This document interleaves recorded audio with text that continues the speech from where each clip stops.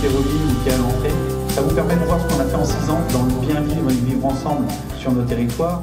Avant de passer sur les questions de... Alors le dynamisme de notre centre-ville, il est complémentaire à la périphérie. C'est-à-dire qu'il faut qu'on ait une zone attractive en périphérie pour pouvoir accueillir en centre-ville. Donc c'est comment on arrive à préserver cette qualité de vie, ces relations, sans que ça devienne une cité dortoir et que les gens passent et s'ignorent. Le monde associatif est là pour ça, le monde commerçant est là pour ça, les élus sont là pour fédérer toute cette synergie, cette dynamique qu'on choisit en venant habiter ici. Comment on arrive à fédérer, à faire l'union entre les attentes des habitants? C'est pour ça qu'on les implique dans nos projets par le biais de commissions extra-municipales, moitié élus, moitié non élus. C'est pour ça qu'on a mis en place un conseil des sages, où là, il y a 6 hommes, 6 femmes, ou 7 hommes, 7 femmes, qui s'impliquent et qui portent des dossiers de fond, qui nous apportent des éléments. Là, l'idée, c'est d'avoir un projet sur cet espace qui n'est pas joli du tout, d'araser la partie haute, et d'avoir un promontoire pour en effet lire le château, lire les boisements qui sont juste derrière, d'être auprès de l'étang. Donc là, ça c'est dans notre projet global de l'étang que Laetitia évoquera tout à l'heure. Nos enjeux sur une ville comme les nôtres, c'est la force de fédérer et d'activer des réseaux. Salut, ça va ? 2014, on arrive, ça faisait 2 ans que les 4 médecins, 5 infirmiers, un kiné, un dentiste se posaient la question pour se dire il nous faut une maison médicale, etc. À Saint-Aubin-du-Cormier, ce qu'on a fait, c'est accompagner la commune dans la mise en œuvre d'un projet opérationnel de renouvellement urbain pour accueillir des logements dans le centre-ville et contribuer au dynamisme du centre. On a aidé à monter son étude, on l'a également subventionné.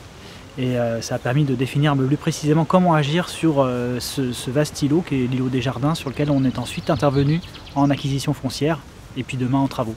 Nous sommes intervenus sur le pôle social de proximité de Saint-Aubin-du-Cormier qui a été inauguré donc, en octobre 2018.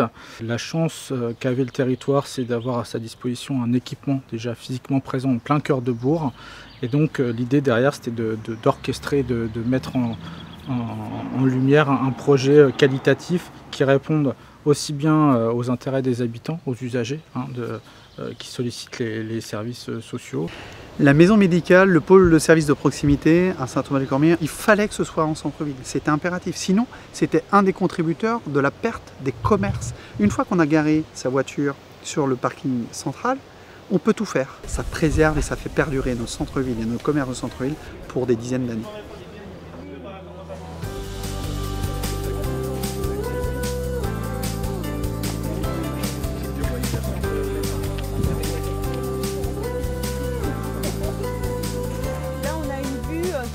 Du domaine de l'étang avec, pour vous situer à gauche, le camping, en face le jardin d'aventure qu'on a croisé ce matin en passant, et puis la salle Bel Air donc, qui est légèrement au sud-est là-bas.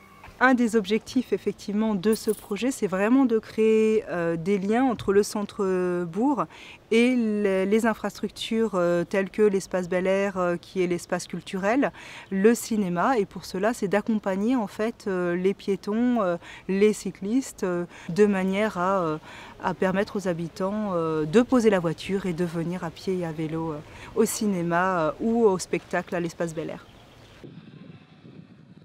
Aujourd'hui, nous sommes juste les représentants des habitants. Et les habitants de Saint-Aubin-du-Cormier, ils doivent être acteurs de leur ville. Sinon, seul on ne fait rien. Ensemble, on fait beaucoup. Quelle joie de fédérer des compétences élus et des compétences d'habitants qui mettent ça au service du bien commun et de l'intérêt général.